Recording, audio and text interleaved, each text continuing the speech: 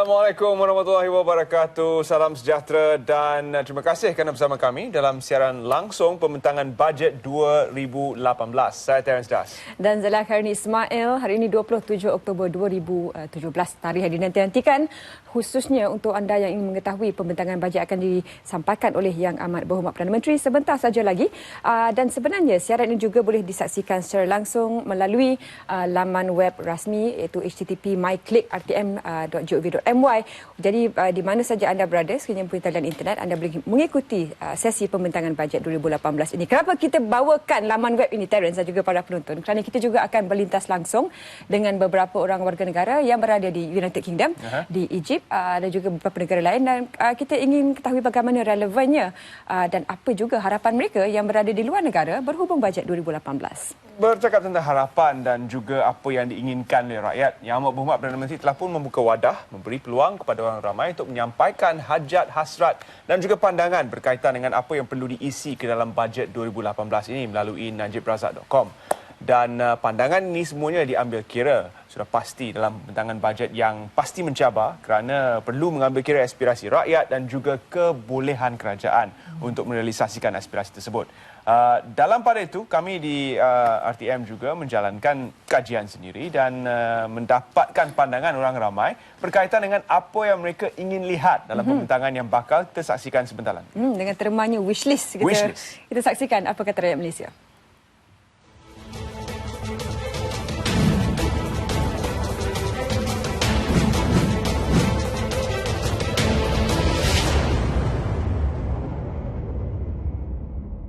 Harapan saya lah jika nak tengok Malaysia maju ni, kita majukan lagi peniaga.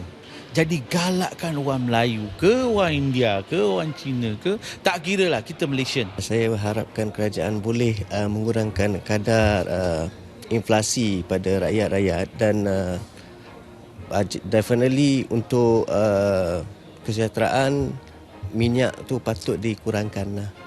Kenaikan minyak dan GST tu patut dikurangkan juga. Itu bajet 2018, harap-harap itu kerajaan kasih lebih lah, betul tak?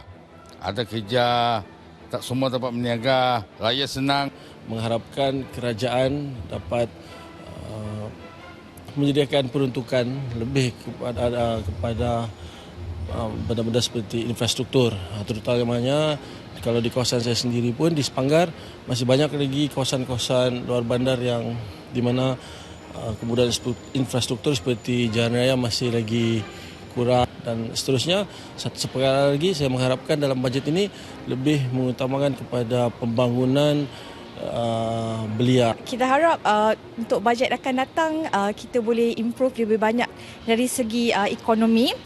Kita harap juga supaya macam foreign fund akan lebih banyak masuk.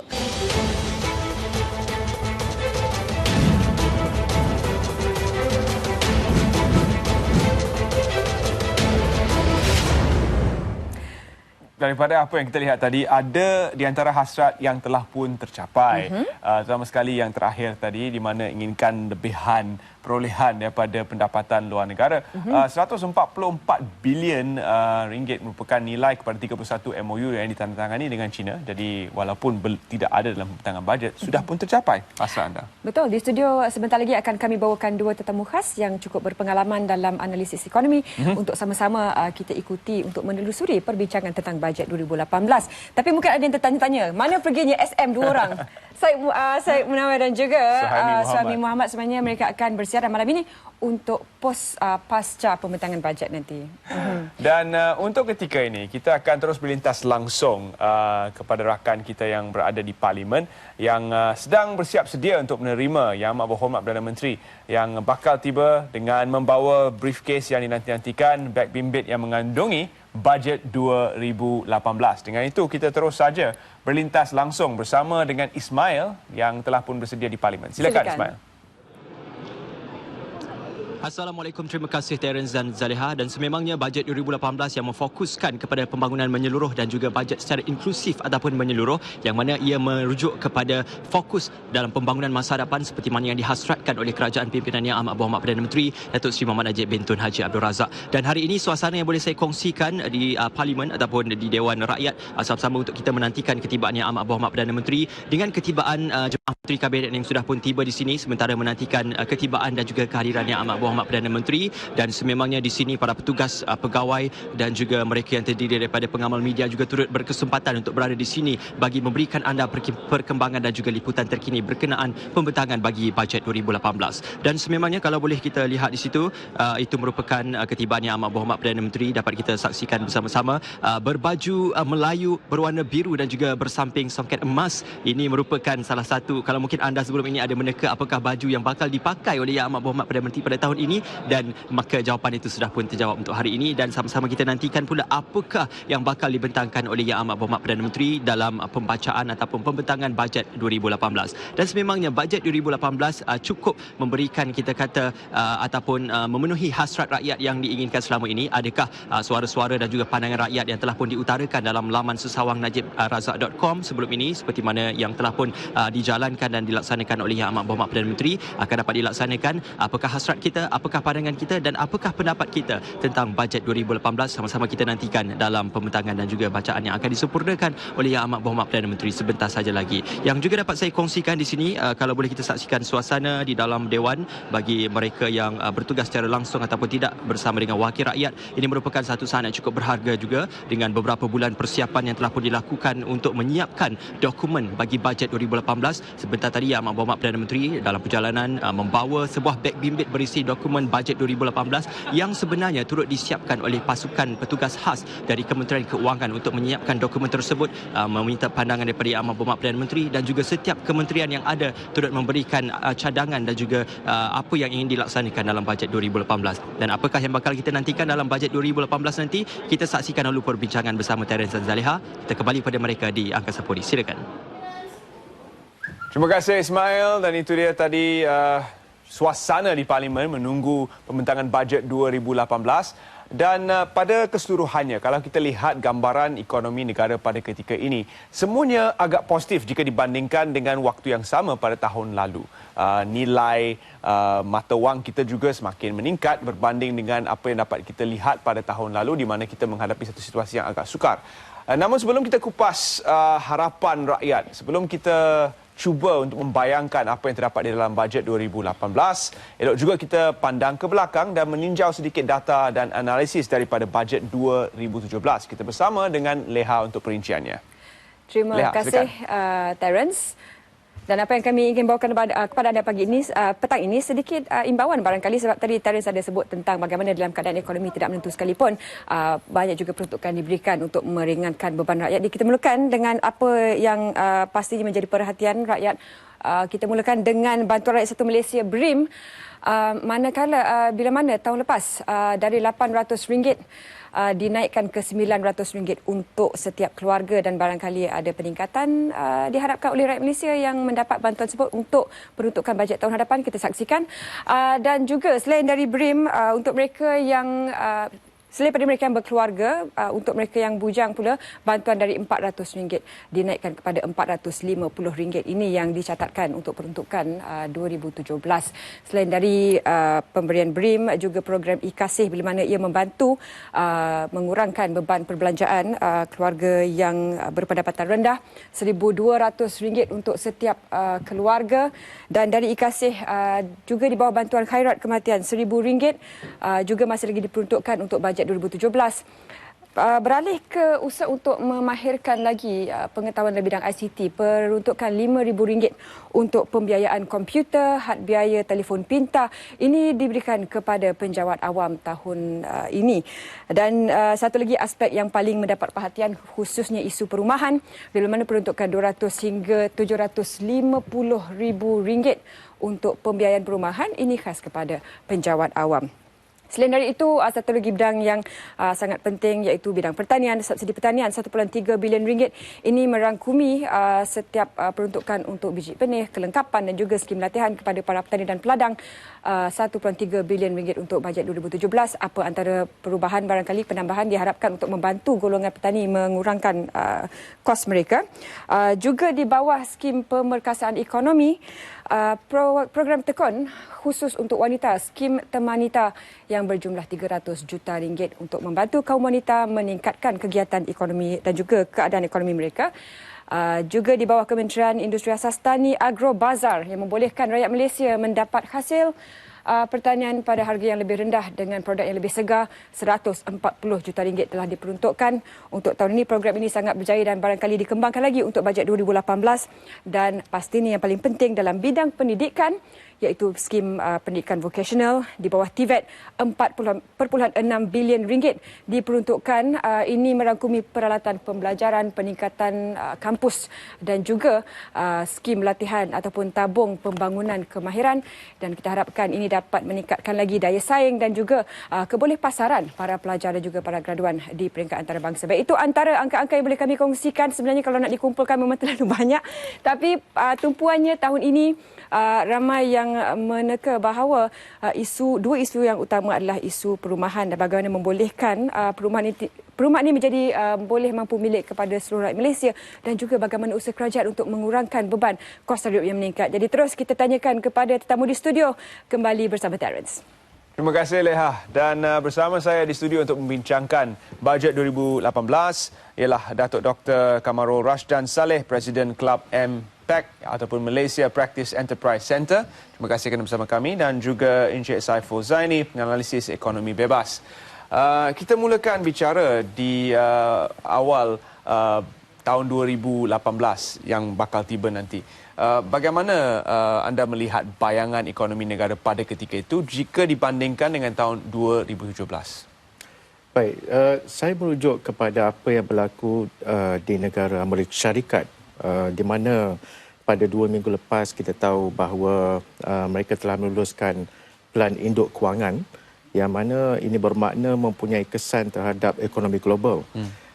Sebagai contohnya, antara yang memberi kesan kepada kita adalah daripada segi kedudukan nilai mata wang kita, dan saya yakin sudah tentu kedudukan ekonomi Malaysia akan melalui cabaran dalam menyeimbangkan di antara kesan Pelan Induk Kewangan di Amerika Syarikat dan juga dengan bajet 2018 akan dibentang oleh Perdana Menteri kita. Tetapi walau bagaimanapun, saya berpendapat bahawa sebahagian besar daripada komponen dalam bajet 2018 memberi penekanan tentang bagaimana untuk membina daya saing kita dengan negara-negara di persekitaran, terutama di rantau Asia. Dan kita boleh melihat ini apabila pelaburan daripada luar negara, khususnya daripada negara China dan juga termasuk negara Amerika Syarikat dan juga Barat, telah memberi kesan yang baik terhadap kedudukan ekonomi kita pada tahun 2017, di mana ekonomi kita telah meningkat pada 56% suku pertama, 58% suku kedua, dan Bank Dunia menjangkakan dalam 5.7% pada tahun ini. Tetapi untuk tahun 2018, kita perlu bukan sekadar memastikan pencapaian itu tetap kekal, tapi juga turut melonjak, meningkat. Kerana kita harus ingat, pada tahun 2020, Malaysia menjadi sebuah negara maju. Dan Perdana Menteri kita bukan saja menggagaskan negara maju, tetapi dalam masa yang sama, negara yang berpendapatan tinggi. Apa yang kita maksudkan dengan negara yang berpendapatan tinggi? Apabila kita menghadapi cabaran daripada segi nilai mata wang kita. Apabila kita menghadapi cabaran daripada segi persaingan kemasukan pelaburan dalam negara kita. Sebab itulah saya yakin dalam bajet 2018 ini, Perdana Menteri akan beri penekanan tentang penambahan daripada segi keupayaan perdagangan dalaman dalam menampung kedudukan ekonomi negara, dalam masa yang sama memastikan KPI ataupun Government Transformation Plan dan mahupun perkara-perkara yang berkaitan dengan GST dapat diterjemahkan sebaiknya. kepada masyarakat kita. Sebelum kita pergi lebih jauh dengan GST, kalau kita lihat unjuran data daripada dapatan negara, sudah pasti kita dapat mencerminkan satu gambaran yang lebih positif juga. Daripada segi KDNK, kita meningkat 5.7% pada suku yang kedua dan pertama. Jika digabungkan ini puratanya 5.7%. Dan juga daripada harga minyak pasaran sedunia. Setong di pasaran kini $57. Pada anggaran kerajaan tahun lalu, kita meletakkannya pada $45. Ini bermakna kita mempunyai sedikit buffer di situ, lebihan perolehan. Dan selain daripada itu, GST dengan jumlah 500,000 syarikat yang mendaftar. Perolehan kerajaan daripada GST mencecah 42 bilion.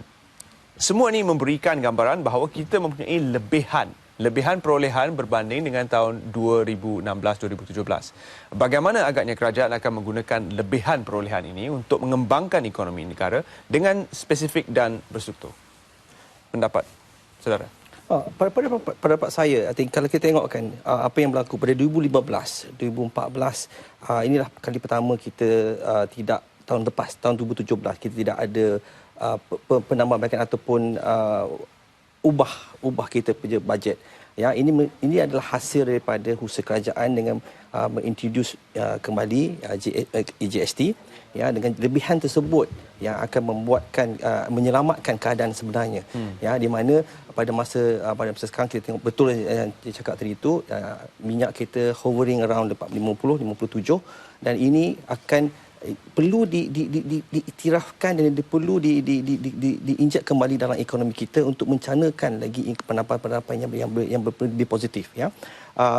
Ini boleh dilakukan dalam beberapa faset, dan kita mesti melihat di zaman di mana kita pada tahun depan kita akan menghadiri lebih banyak lagi cabaran-cabaran, ya, ini perlu ditekankan dalam bajet pada kali ini.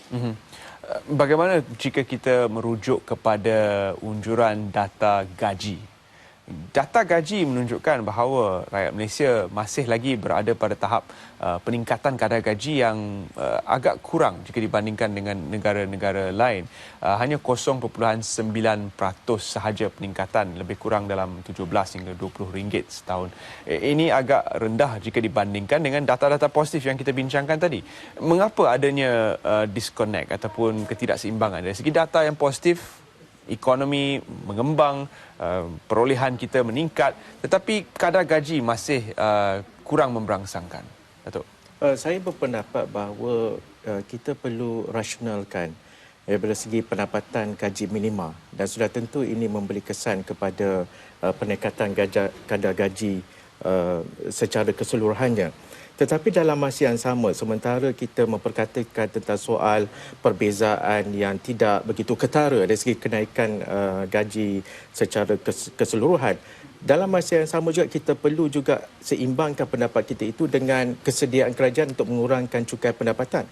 Kerana sebagai contohnya, pada tahun lepas 28% cukai pendapatan sebelum itu telah diturunkan kepada 24%. Dan selain daripada itu juga terdapat beberapa insentif yang diberikan oleh kerajaan khususnya kepada pejabat awam untuk menikmati kemudahan-kemudahan tertentu seperti pembiayaan perumahan dan sebagainya. Cuma apa yang saya tertarik di sini ialah apabila disebut tentang kenaikan yang tidak signifikan, walaupun negara kita nampaknya makmur daripada segi ekonomi, saya lebih berpendapat bahawa sebenarnya ini adalah disebabkan oleh wujudnya jurang sebelum ini. Jurang di middle income trap. Dan kita harus faham bahawa apabila kita berpikir jurang middle income trap ini, dia telah memberi kesan yang besar terhadap peningkatan gaji secara keseluruhan. Tetapi apabila kita melihat kepada data terkini, ianya telah pun dikurangkan kepada 19%. Dan ini sudah tentu saya yakin pada tahun hadapan dia akan memberikan impak lebih baik lagi. Kalau kita melihat kepada GST, satu jenis cukai yang berdasarkan kepenggunaan. lebih banyak kita mengguna, lebih banyak kita membeli, lebih banyak cukai yang perlu dibayar. Sistem cukai ini sudah pun 2 tahun diguna pakai di Malaysia dan ada maklum balas yang diterima daripada semua pihak. Seterusnya akan dipanjangkan juga kepada transaksi digital. Jadi kita dapat lihat bahawa akan ada lebihan perolehan di situ. Cuma bagaimana cerminannya kurang, kita belum lagi tahu mekanisme bagaimana ia akan digunakan ke atas transaksi digital. Bolehkah sistem kita yang sedia ada ini wujud ataupun terus berdaya saing tanpa GST? Saudara Saiful. Apa pendapat saya kan, GST perlu pergosaan, perlu di enhancekan lagi GST. Ya, sama ada bagaimana daripada digital itu belum kita tahu lagi. Ya, tapi penguatkuasa untuk GST, ya, untuk kalau kita boleh sampai 40 sekarang, sebenarnya kita boleh lebih lagi pada target tersebut. Ya, untuk mengenhanskan lagi kutipan GST, kita perlu melihatkan bagaimana ianya lebih tidak ada loopholes ataupun tidak ada lagi lubang-lubang ataupun lemak yang sentiasa ada, yang pasti ada. Di mana kalau kita pergi tengok di kedai-kedai masih ada lagi kedai-kedai yang ada nak GST atau tak, ya. Perkara-perkara tersebut perlu dianalisa untuk mencari di manakah lagi ruang-ruang kelemahan yang ada untuk memastikan bahawa GST yang kita lakukan ini, ya, lebih berdaya saing dan lebih mampan keadaannya. Ini yang perlu kita lakukan dan secara tak langsung saya contoh tadi, kita boleh dengan kutipan yang ada, kita boleh ada sedikit ruang untuk kita mengurangkan lagi kita punya cukai pendapatan, cukai corporate tax, ya, untuk mengimbangkan kembali apa yang berlaku pada GST. Ya. Perlukah kita menstruktur semula jenis pencukaian di Malaysia bertumpu kepada GST dan mungkin mengalih sedikit tekanan daripada pendapatan?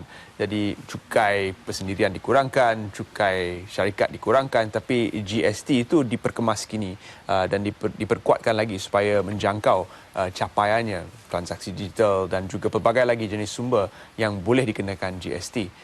Pendapat Datuk? Saya setuju dengan pendapat Charles tadi. Maknanya kita boleh memperbaiki kedudukan pencukaian GST kita ini dan selain itu juga mewujudkan keadilan kepada pencukaian yang lain.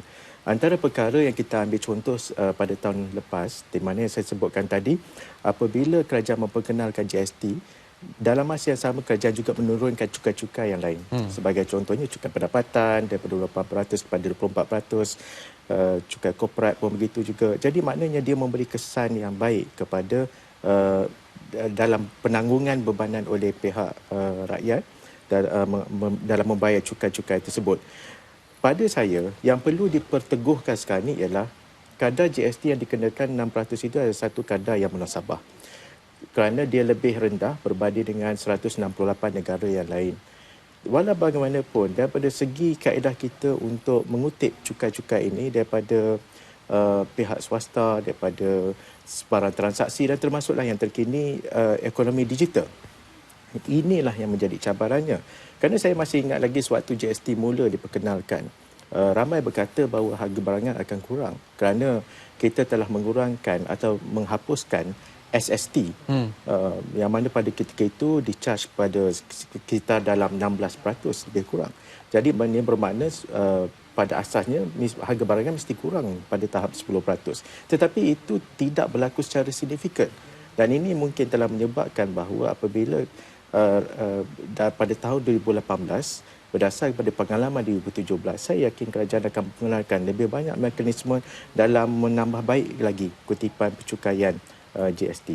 Tetapi pada asasnya untuk memperkenalkan kembali SST dan untuk menaikkan lagi cukai-cukai lain itu merupakan satu tindakan yang tidak bijak. Dan seharusnya kita harus mengekalkan GST tersebut. Datuk Saiful, kita lihat satu lagi komponen yang sentiasa ada pada bajet kebelakangan ini ialah BRIM. Pada tahun lalu lebih kurang 8 bilion dibelanjakan untuk tujuan BRIM, iaitu bantuan ataupun subsidi sasaran kepada golongan B40. Perlukah kita bergerak kepada satu sistem subsidi bersasar yang bersyarat dan tidak dan menjauhkan diri daripada bantuan dari segi terus ataupun cash handout yang sebegini. Dan kalau kita ingin bergerak ke arah subsidi bersasar bersyarat, apakah jenis syarat yang harus kita kenakan? Mungkin Datuk boleh mulakan. Kita tidak mahu menjadi seperti negara-negara barat yang mana memperkenalkan satu sistem bantuan sampai pada satu tahap rakyatnya berasa nikmat dan berasa in comfortable zone, ya, apabila mendapat bantuan-bantuan yang berterusan seperti itu. Kerana apa yang kita kena faham di sini ialah apabila kerajaan memperkenalkan BRIM itu, dia mempunyai dua matlamat, iaitu pertamanya untuk mengurangkan bebanan rakyat, itu yang pertamanya, dan yang keduanya ialah untuk meningkatkan ataupun menjana ekonomi. Kerana jumlah pemberian BRIM yang dikenakan itu satu jumlah yang signifikan yang memberi kesan kepada peningkatan ekonomi negara. Dan ini juga ada merupakan satu interpretasi kepada yang asal dulu pada tahun 2009 apabila Perdana Menteri kita memperkenalkan pakej rancangan ekonomi berjumlah 67 bilion. Tetapi sekarang tidak ada lagi pakej rancangan ekonomi dan sebaliknya diterjemahkan melalui BRIM. Kerana BRIM juga ada satu jumlah yang signifikan. Pada saya, sekiranya kerajaan ingin memperbaiki lagi pemberian BRIM ini, saya tidak berpendapat bahawa meningkatkan lagi jumlah daripada 500 kepada 600 ataupun kepada RM1,000 sebagai contohnya merupakan satu tindakan yang tidak baik yang akan merugikan menjadikan negara ini muflis. Saya tidak rasa begitu. Kerana pada akhirnya negara kita akan menikmati rancangan daripada pemberian BRIM tersebut. Cuma soalnya sekarang ini ialah siapa dan mengapa. Jadi kalau kita lihat pemberian BRIM ini disasar kepada mereka yang dalam golongan B40. Jadi kalau kita sasar kepada golongan B40, teruskan begitu. Cuma yang saya melihat juga yang perlu disimbangkan ialah pendapatan kelas sederhana. M40. Kerana di B40 sudah ada BRIM. Kekalkan begitu, mantapkan lagi. Tetapi yang perlu difokuskan juga M40. Kalau betul kita nak merasionalisasikan pemberian ini, maka M40 juga harus menikmati sebahagian daripada keuntungan yang diperolehi daripada BRIM. Datuk, dari apa yang Datuk sebutkan tadi, sebenarnya ingin saya tanyakan tentang perbandingan statistik pada 2010, pendapatan per kapita rakyat dari 27,820 macam tu ya, naik ke 40,713 pada tahun 2017. Tapi mengapa masih dilihat seakan-akan ada jurang ataupun masih lagi ada struggle ataupun kesulitan di situ untuk memenuhi ataupun catch up dengan kehidupan kos sara hidup? Pandangan Datuk? Ya, saya berpendapat ini yang disebut oleh Perdana Menteri kita berada dalam perangkap middle income gap, ya, maknanya perangkap pendapatan sederhana.